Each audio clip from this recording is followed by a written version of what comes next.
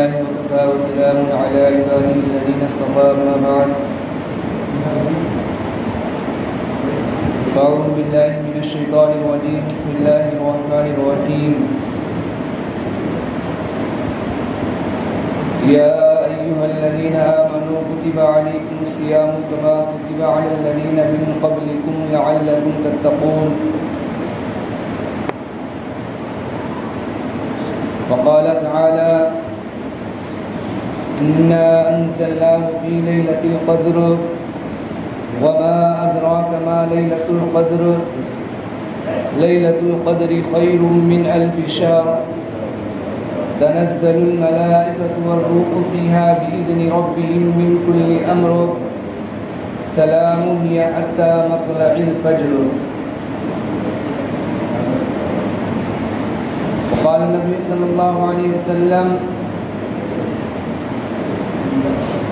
من قام ليلة القدر إيمانا واحتسابا غفر له ما تقدم من ذنبه أو كما قال عليه الصلاة والسلام.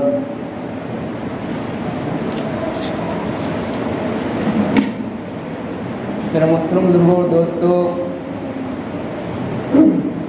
آج رمضان مبارک کی 25ویں تاریخ ہے اور 25واں روزہ ہے. 4 یا 5 دن رمضان مبارک کے رہ گئے ہیں. اللہ تعالیٰ جو 5-4 دن رہ گئے ہیں ان دنوں کی قدر دانی کی ہمیں اور آپ کو توفیق نصیب فرمائے، اور جو ایام ہمارے رمضان مبارک کے گزر گئے ان کے اندر جو کوتاہیاں غلطیاں ہوئی ہوں اللہ تعالیٰ ان کوتاہیوں اور غلطیوں کو معاف فرمائے. اللہ رب العزت نے ہمیں اور آپ کو جو یہ رمضان مبارک کا مہینہ عطا فرمایا اور اس مہینے میں ہم پر جو روزے فرض فرمائے، اللہ تعالیٰ نے اس روزے کی فرضیت کی علت اور مقصد کو بھی قرآن مجید کے اندر بتلا دیا. چنانچہ اللہ رب العزت نے قرآن مجید کے اندر ارشاد فرمایا یا ایھا الذین آمنوا کتب علیکم الصیام کما کتب علی الذین من قبلکم لعلکم تتقون، کہ اے ایمان والو تم پر روزے فرض کر دیے گئے ہیں جیسا کہ تم سے پہلے لوگوں پر فرض کیے گئے. لعلکم تتقون، یہ اس لیے فرض کیے گئے تاکہ تم متقی بن جاؤ، تاکہ تمہاری زندگی تقوی والی زندگی ہو جائے، تمہارے اندر تقوی آ جائے، زندگی کے اندر تقوی آ جائے. اس لیے اللہ رب العزت نے ایمان والوں پر یہ رمضان مبارک کے روزے فرض کیے. اب تقوی کسے کہتے ہیں؟ تقوی کا مطلب ہے کہ انسان کے دل کے اندر غلط خیالات پیدا ہو رہے ہیں، غلط جذبات انسان کے دل کے اندر پیدا ہو رہے ہیں، یا انسان کوئی غلط عمل کرنے کا ارادہ کر رہا ہے، اپنے ان غلط عمل سے رک کر، غلط جذبات سے رک کر، غلط باتوں سے رک کر انسان رک جائے صرف اس وجہ سے کہ اللہ رب العزت نے ہمیں ان باتوں سے منع کیا ہے. اللہ رب العزت کے ڈر اور خوف کی وجہ سے، اللہ رب العزت کی عظمت کی وجہ سے انسان غلط باتوں سے، غلط کاموں سے، غلط جذبات سے، غلط ارادے سے انسان رک جائے، اس کو کہتے ہیں تقوی. مثال کے طور پر آج موبائل اور انٹرنیٹ کا جو زمانہ ہے، موبائل کے اندر طرح طرح کی چیزیں ہوتی ہیں. کسی کے دل کے اندر ایک خیال آیا کہ میں موبائل کے ذریعے سے کوئی فلم دیکھ لوں یا کوئی ڈرامہ دیکھ لوں، کوئی سیریل دیکھ لوں یا کوئی گانا سانگ سن لوں. لیکن پھر اس کے دل کے اندر ایک خیال آیا کہ نہیں، اللہ رب العزت نے ہمیں جو ان باتوں سے منع کیا ہے وہ شخص اللہ تعالیٰ کے ڈر اور خوف کی وجہ سے ان باتوں سے رک جائے، موبائل کے اندر گانا سننے سے رک جائے، ڈرامہ دیکھنے سے رک جائے، فلم دیکھنے سے رک جائے، ان باتوں کو دیکھنے سے رک جائے جن باتوں کو اللہ تعالیٰ نے حضور پاک صلی اللہ علیہ وسلم نے دیکھنے سے کرنے سے منع فرمایا، اللہ تعالیٰ کے ڈر اور خوف کی وجہ سے، اللہ تعالیٰ کی عظمت کی وجہ سے، تو اس کو کہتے ہیں تقویٰ۔ اسی طرح کسی کے دل کے اندر ایک خیال آیا کہ فلاں غیر محرم کو دیکھنا ہے، لیکن پھر وہ اپنے آپ کو اس سے روک لے کہ اللہ رب العزت نے جو ہمیں آنکھیں دی ہیں، یہ آنکھیں جو اس لیے نہیں دی کہ ان کو غلط طریقے پر استعمال کیا جائے، بلکہ اللہ تعالیٰ نے جو آنکھیں دی ہیں، یہ آنکھیں جو اتنی بڑی نعمت دی ہے، یہ اس لیے دی ہے تاکہ ان آنکھوں کو صحیح طریقے پر استعمال کیا جائے۔ پھر وہ شخص اپنی آنکھوں کو غلط طریقے پر استعمال کرنے سے رک جائے، اللہ تعالیٰ کے ڈر اور خوف کی وجہ سے، عظمت کی وجہ سے اپنی آنکھوں کو غلط طریقے پر استعمال کرنے سے روک لے، تو اس کو کہتے ہیں تقویٰ۔ اسی طرح کسی کے دل کے اندر یہ خیال آیا کہ فلاں کی جو اس کے پیٹھ پیچھے برائی کرنی چاہیے، یا غیبت کرنے کا خیال آیا، یا چغلی کرنے کا خیال آیا، پھر وہ شخص اپنے آپ کو اللہ تعالیٰ کے ڈر اور خوف کی وجہ سے ان باتوں سے اپنے آپ کو روک لے، تو اس کو کہتے ہیں تقویٰ۔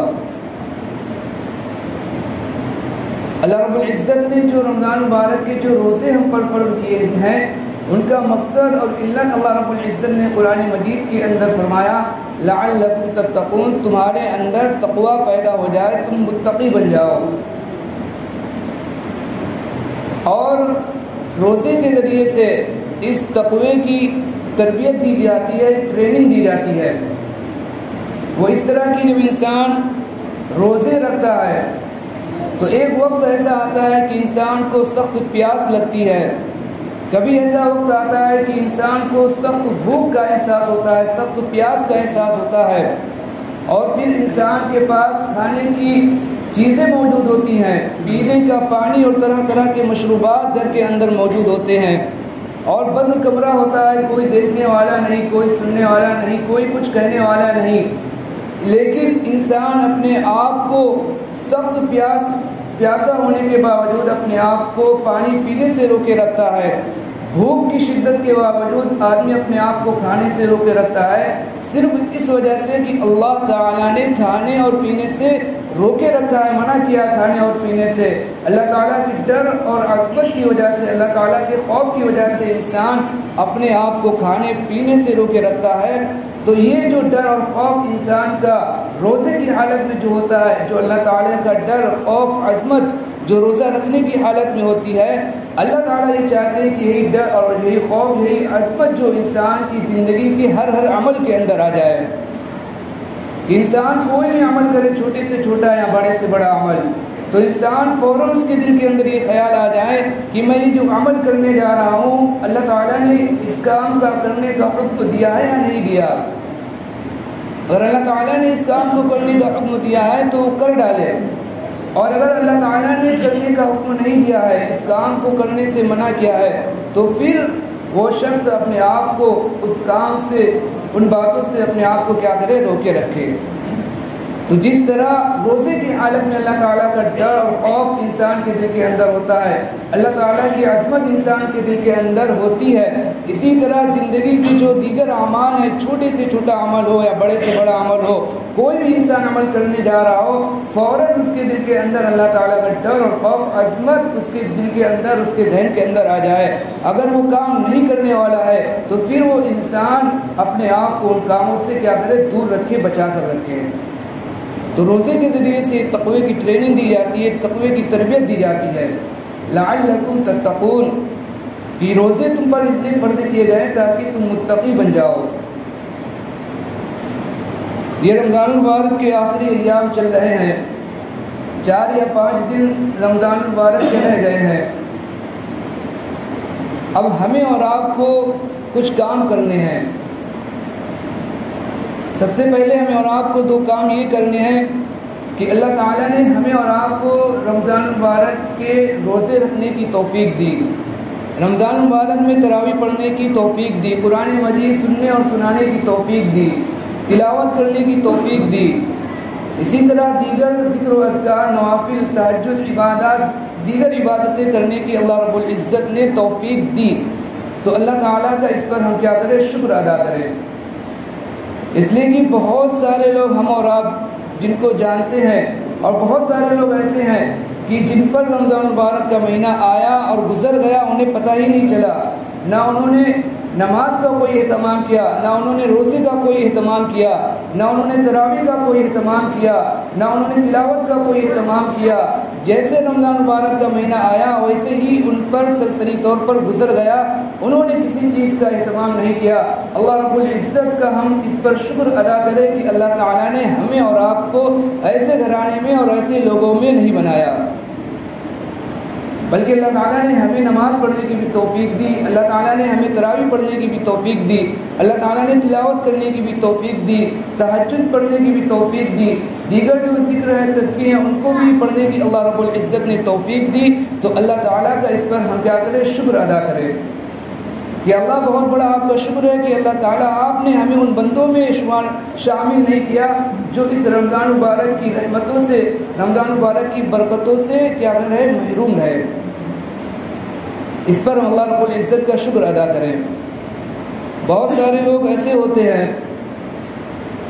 کہ جب ان سے پوچھا جاتا ہے کہ بھائی آپ تو نماز بھی پڑھ رہے ہیں، آپ روزے بھی رکھ رہے ہیں، تو ان کے زبان سے ناشکری والے الفاظ نکلتے ہیں کہ اگر ہماری نماز کیا وہ تو ٹکریں مارنا ہوئی، یا ہمارے روزے کیا ہے وہ تو بس بھوکا رہنا ہوا۔ یہ ناشکری والے الفاظ جو ہم اپنی زبان سے نہ نکالیں، یہ اللہ تعالیٰ کو پسند نہیں ہے، ایسے ناشکری والے الفاظ۔ جب اللہ تعالیٰ نے اپنے گھر میں ہمیں حاضری کی توفیق دی ہے، جب اللہ تعالیٰ نے ہمیں روزہ رکھنے کی توفیق دی ہے، تو ہم اس پر اللہ تعالیٰ کا شکر ادا کریں اور اللہ تعالیٰ سے اس کی قبولیت کی امید رکھیں، اور یہ کرے کہ دوسرا کام کہ اللہ تعالیٰ سے استغفار کرے کہ اللہ جو آپ نے ہمیں عبادات کرنے کی توفیق دی، نماز پڑھنے کی، روزہ رکھنے کی، تلاوت کرنے کی، دیگر جو عبادات کی اللہ تعالیٰ آپ نے توفیق دی ہے، یقیناً اس کے اندر کچھ نہ کچھ غلطی کوتاہیاں ہوئی ہوں گی، یا اللہ ان غلطی کوتاہیوں کو معاف فرما اور ہماری ان عبادتوں کو قبول فرما۔ تو کیا کریں؟ ہم استغفار کریں۔ قرآن مجید کے اندر اللہ تعالیٰ نے نیک لوگوں کی جو صفات بیان فرمائی ہے، قرآن مجید کے اندر اللہ رب العزت نے ارشاد فرمایا کانوا قلیلا من اللیل ما یہجعون وبالاسحار هم یستغفرون، کہ وہ رات کو بہت کم سوتے ہیں، یعنی پوری رات، زیادہ تر رات کا جو حصہ ہے وہ عبادات کے اندر ان کا گزر جاتا ہے، عبادت کے اندر گزر جاتا ہے۔ کانوا قلیلا من اللیل ما یہجعون، وہ راتوں کو بہت کم سوتے ہیں، وبالاسحار هم یستغفرون، اور جب سحر کا وقت ہوتا ہے، صبح کا وقت ہوتا ہے، تو اللہ تعالیٰ کے حضور استغفار کرتے ہیں۔ حضرت عائشہ رضی اللہ تعالیٰ عنہ نے حضور پاک صلی اللہ علیہ وسلم سے دریافت کیا کہ یا رسول اللہ صلی اللہ علیہ وسلم وہ لوگ استغفار کیوں کرتے ہیں جبکہ انہوں نے رات جو گزاری ہے عبادت کے اندر گزاری ہے؟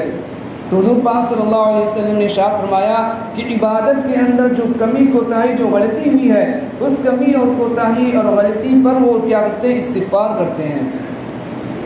تو ہمیں اور آپ کو کیا کرنا ہے؟ استغفار کرنا ہے۔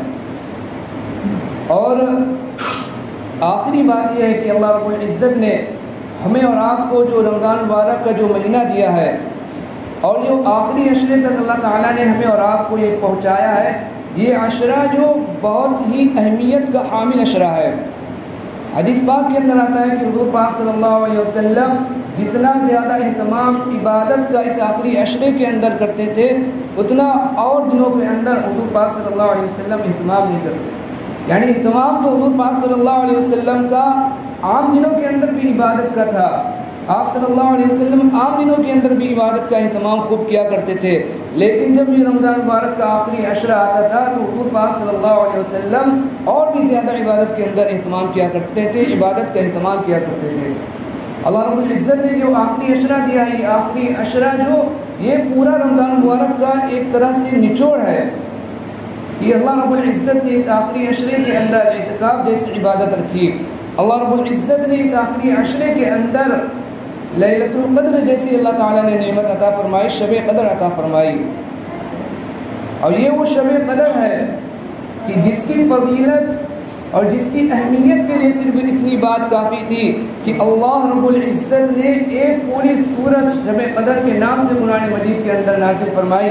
اس کی اہمیت کے لیے، اس کی عظمت فضیلت کے لیے صرف اور صرف اتنی بات کافی تھی. لیکن اس کے ساتھ ساتھ حضور پاک صلی اللہ علیہ وسلم نے حدیث کے اندر اس کے مزید فضائل بھی بیان فرمائے ہیں. یہ شب قدر کیا ہے؟ حضور پاک صلی اللہ علیہ وسلم نے ایک مرتبہ صحابہ کے سامنے بنی اسرائیل کے مجاہدین کا ذکر کیا، اور آپ صلی اللہ علیہ وسلم نے ان کی عمریں بتلائی کہ ان کی بہت زیادہ عمریں ہوا کرتی تھیں. تو صحابہ نے جب سنا تو صحابہ کو اس پر رشک ہوا، اور صحابہ نے عرض کیا رسول اللہ صلی اللہ علیہ وسلم ان کی تو عمریں زیادہ تھیں اور وہ خوب عبادت کرتے، انہیں زیادہ عبادت کرنے کا موقع ملا، انہیں زیادہ نمازیں پڑھنے کا موقع ملا، انہیں زیادہ روزہ رکھنے کا موقع ملا، انہیں اللہ تعالیٰ کی اطاعت کرنے کا زیادہ موقع ملا، ہماری عمریں اتنی نہیں ہیں. تو اللہ تعالیٰ نے یہ شب قدر عطا فرمائی، اور اللہ تعالیٰ نے قرآن مجید کے اندر پوری سورۃ شب قدر کے نام سے نازل فرمائی.